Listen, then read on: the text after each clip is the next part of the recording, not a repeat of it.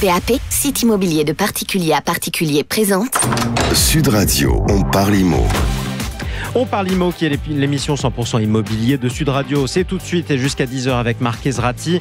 Et on va démarrer avec le Mac de la semaine et une question existentielle que beaucoup de professionnels se posent. Les agents immobiliers servent-ils encore à quelque chose ?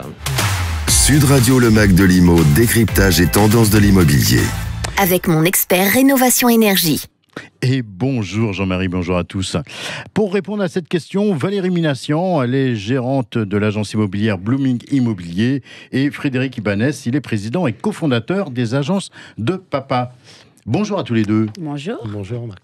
Alors Frédéric Ibanez, on va commencer par vous. En juin dernier, le 19 juin précisément, vous affirmiez sur l'antenne de Sud Radio que de plus en plus d'agents immobiliers déléguaient des missions, de nombreuses missions à des sous-traitants et parfois à des prix défiant toute concurrence. Est-ce que vous pouvez nous en rappeler les exemples ?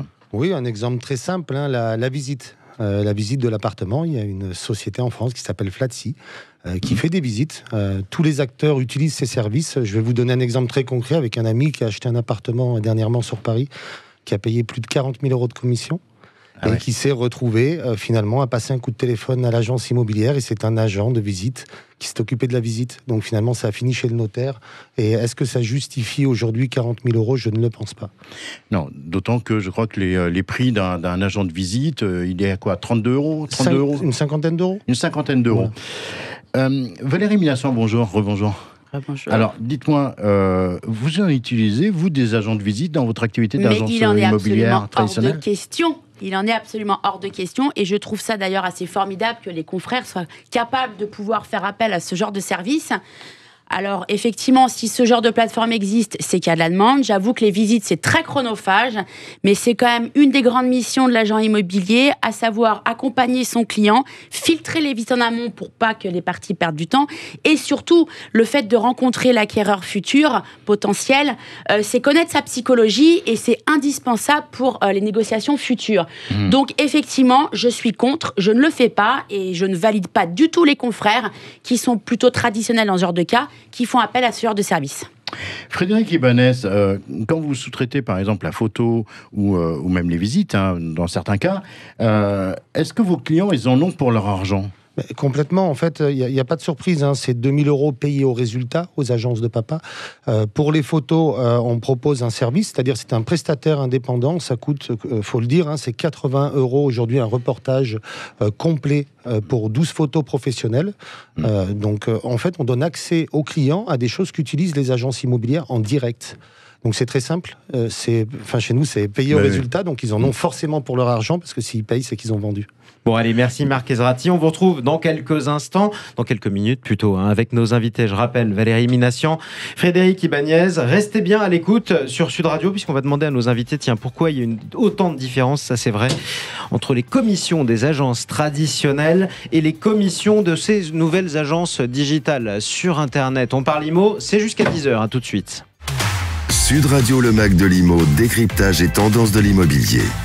On parle IMO jusqu'à 10h, l'émission 100% immobilier de Sud Radio, toujours avec Marc Ezrati. Ce matin, on parle des agents immobiliers. On se demande si, oui ou non, ils servent encore à quelque chose dans un monde de plus en plus dématérialisé, mon cher Marc. Et oui, et on est toujours avec Valérie Minassian, gérante de l'agence Blooming Immobilier, et Frédéric Ibanez, qui est président et cofondateur des agences de Papa. Alors, justement, Frédéric Ibanez, comment vous expliquez qu'autant d'investisseurs s'intéressent au modèle d'agence de Papa ? Parce que c'est le modèle de demain. On a été rejoint par beaucoup d'investisseurs, notamment dernièrement par Philippe Journeau, qui lui-même est un grand acteur européen dans l'immobilier. Et l'objectif, justement, c'est de changer les choses, changer un petit peu ce modèle. Donc voilà pourquoi il y a beaucoup d'investisseurs qui s'intéressent à nous.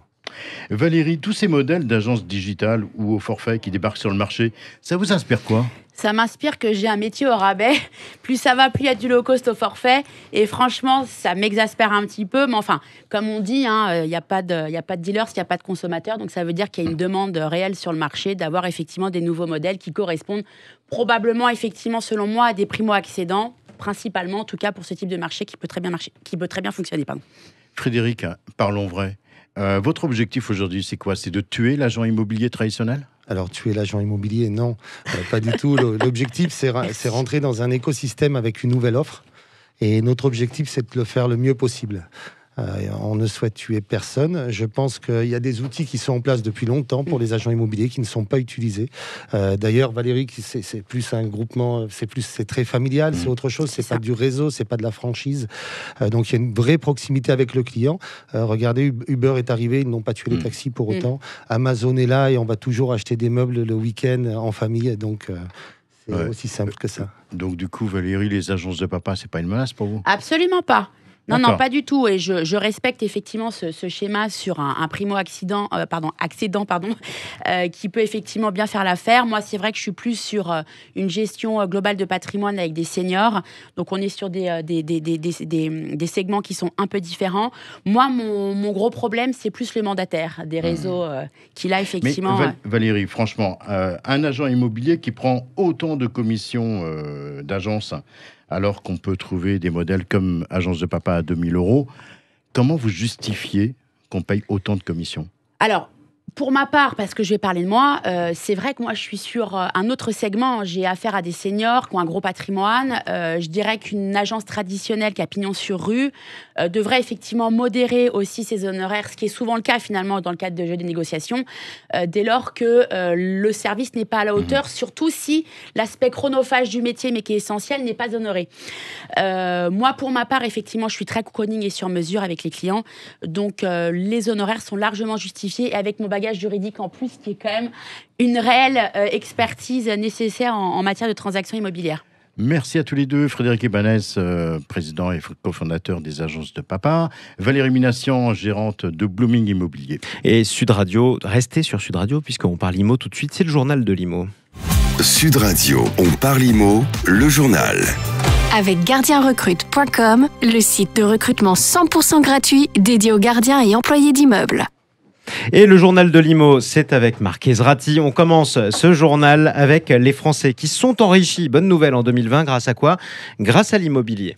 Le patrimoine des ménages a encore progressé en 2020 malgré la crise et grâce à la hausse des prix de l'immobilier, selon une étude de l'INSEE et de la Banque de France publiée il y a quelques jours. Le patrimoine des ménages s'établissait fin 2020, accrochez-vous bien Jean-Marie, à 13 440 milliards d'euros.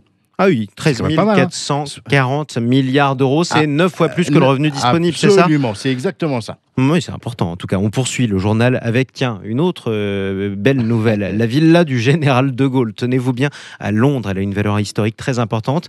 Elle vient d'être mise en vente. Et elle est située dans un quartier cossu et verdoyant du nord-ouest de Londres. Donc c'est la maison dans laquelle il a vécu à partir de juin 1940. Elle a été mise sur le marché et proposée à 17 millions d'euros. Ouais. Bon, le domaine fait quand même 12 000 mètres carrés, puis quand on voit les prix à Londres... Non, et puis en plus, là, c'est l'histoire que vous pouvez acheter. Il faut quand même le dire, c'est là qu'est née la France libre. On finit le journal avec l'offre d'emploi que vous avez sélectionnée, Marc Ezrati, sur le site de notre partenaire gardienrecrute.com. Et c'est une copro de 300 lots qui est située au Ménuire, c'est en Savoie, qui recherche un gardien ou une gardienne d'immeuble pour ce poste en contrat à durée indéterminée à pourvoir dès novembre prochain. Vous devrez justifier d'une expérience réussie d'au moins 2 ans sur un poste similaire, très organisé, doté d'un vrai sens du service. Votre rémunération sera de 1 774 € par mois, à quoi s'ajoutera un salaire complémentaire de 321 €. Donc ça fait à peu près un peu plus de 2 000 € par mois. Et vous disposez en plus d'un logement de 30 mètres carrés. Donc pour retrouver cette offre, une seule adresse, gardienrecrute.com. Allez, merci à vous, Marc Ezrati. On parle IMO, c'est l'émission 100% immobilier de Sud Radio. Et tout de suite, place à l'instant Réno. Bonjour Thomas Burgos, responsable développement et marketing chez Mon Expert Rénovation Énergie. Thomas, je souhaite remplacer mon système de chauffage, mais quelle chaudière choisir ? Marc, la chaudière est l'un des systèmes préférés des Français.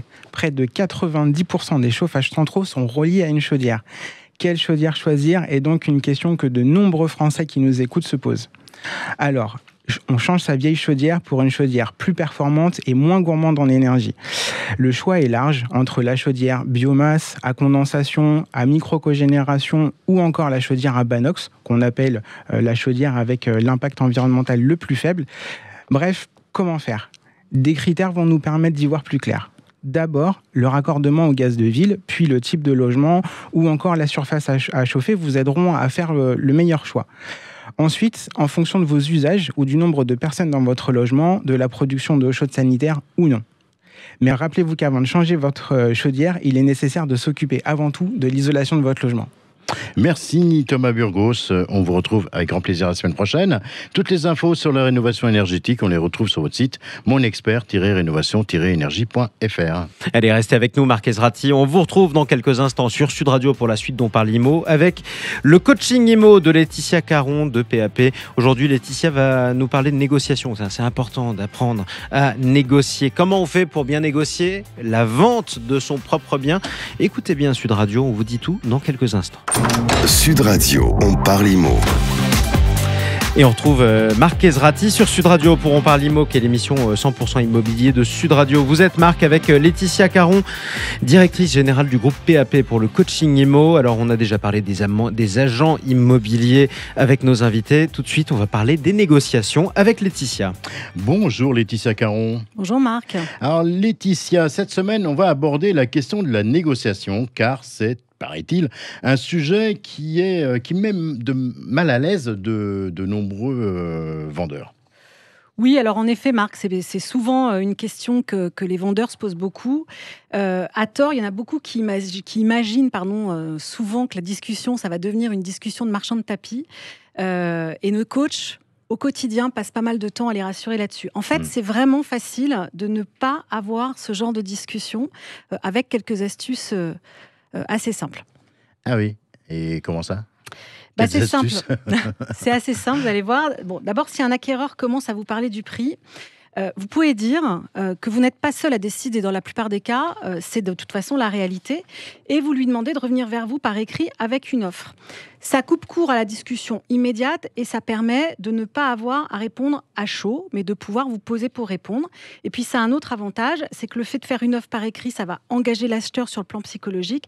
Donc, ça va vous permettre de voir s'il est sérieux et motivé. Mais Laetitia, des fois, les acquéreurs, sans qu'ils parlent de prix forcément, ils demandent si c'est négociable. Qu'est-ce qu'on répond à ça? Le principe, c'est le même que ce que je viens de vous dire. C'est-à-dire que déjà, on ne répond pas à chaud. On peut par exemple dire que on va voir en fonction des offres qu'on reçoit et qu'on va voir si le bien vous intéresse. Envoyez-moi une offre écrite, je l'étudierai au milieu des autres offres que je pourrais éventuellement recevoir. Mais ça, c'est pas vraiment une réponse pour les acquéreurs. En fait, c'est pas que c'est pas vraiment une réponse. Il n'y a pas vraiment de réponse type pour un vendeur. Il faut se mettre à la place des vendeurs. Qu'est-ce qu'ils font? Souvent, ils vont aviser en fonction des offres qu'ils reçoivent. Ils mettent en vente, ils ont éventuellement plusieurs offres. Ils peuvent vous dire à un moment donné que c'est pas négociable et donc vous faites pas d'offre. Et puis finalement, un mois plus tard, ils acceptent un prix plus bas parce que c'est la meilleure offre qu'ils ont reçue. En fait, tout est une question de contexte. Et donc, quand vous êtes acquéreur, si le logement vous intéresse, il faut que vous étudiez le marché, vous essayez de trouver un prix juste de votre côté et vous faites une proposition par écrit au vendeur. En fait, ça ne sert à rien de demander si c'est négociable parce que ça va vraiment dépendre des autres offres qu'il va recevoir. D'accord. Donc, la première étape, c'est bien l'offre d'achat écrite. Et après, qu'est-ce qu'on répond si le prix ne nous convient pas? Bon, déjà, ça va dépendre de à quel point le prix ne vous convient pas. Il peut y avoir différentes échelles. Si ça ne vous convient pas du tout, vous dites à l'acquéreur que selon vous, le prix qu'il propose est vraiment trop bas et que vous préférez donc attendre une meilleure offre. Si en revanche le prix vous convient presque ou qu'il est correct par rapport à ce que vous aviez évalué, alors vous faites une contre-proposition par téléphone, vous appelez, vous dites « écoutez, on en a discuté, on serait d'accord à tel prix. Si ça vous va, refaites-moi une offre écrite à ce montant-là et on l'acceptera. » Donc, si je vous comprends bien, vous dites qu'il faut demander à l'acquéreur une offre par écrit et au vendeur, vous lui demandez de téléphoner. En fait, Marc, ce qu'il faut bien avoir en tête, c'est que le vendeur, quand il fait un écrit, il est engagé. Contrairement à l'acheteur. L'acheteur, de son côté, lui, il n'est pas vraiment engagé dans les faits puisqu'il a un droit de rétractation. Il peut revenir sur son achat jusqu'à 10 jours après la signature du compromis de vente, tandis que le vendeur, lui, il n'a pas ce droit de rétractation. Donc, quand il écrit qu'il est d'accord, il est vraiment engagé. Et là, si l'acquéreur ne donne plus de nouvelles, il peut se retrouver bloqué. C'est pour ça qu'avant de faire un écrit, c'est important qu'il échange par téléphone. D'accord. Donc, le vendeur répond par oral et après, j'imagine qu'il doit au moins expliquer sa décision. Pas forcément.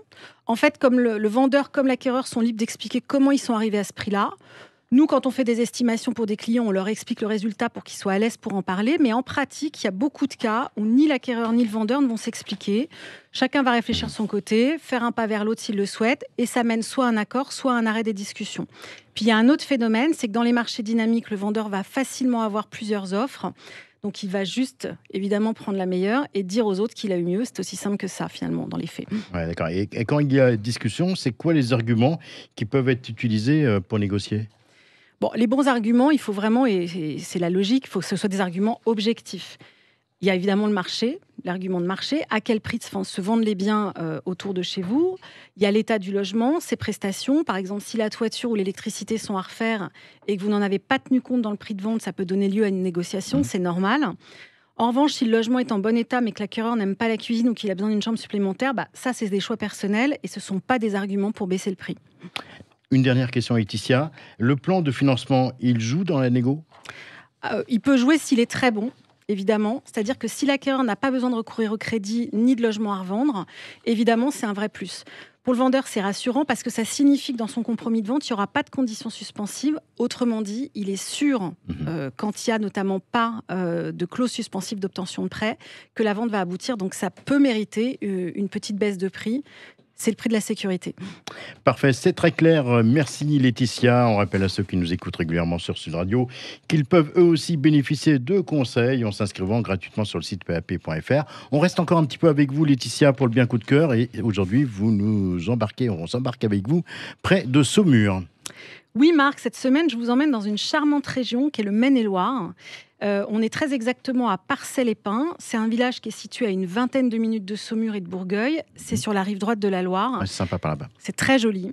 Et on y trouve vraiment une charmante longère en pierre qui fait 143 mètres carrés. Elle est complètement rénovée et elle est sur un grand jardin de 4000 mètres carrés. Elle a vraiment beaucoup d'atouts. Et on rappelle la définition d'une longère, parce que c'est vrai que c'est des maisons magnifiques. Absolument. On les voit dans toutes nos campagnes. Ça ressemble à quoi une longère, Laetitia Caron ? Une longère, globalement, c'est une ancienne fermette, plutôt de plein pied, corps de ferme, plutôt de plein pied.